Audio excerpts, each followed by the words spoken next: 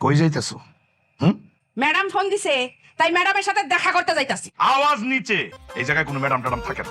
Madam থাকে না মানে? তো ম্যাডাম কই থাকে?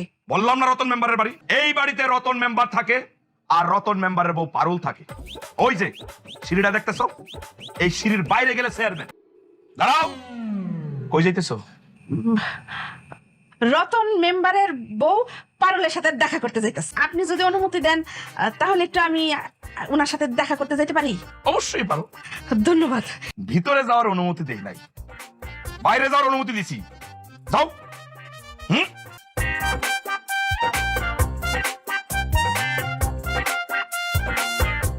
সকাল কি হইব না?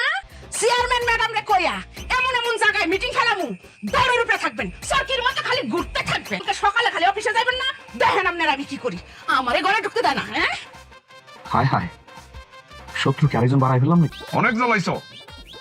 এখন বাড়ির ভিতরে আমি জ্বালাম, বাইরে তুমি জ্বালাও, ঘরের ভিতরে আমি জ্বালাম।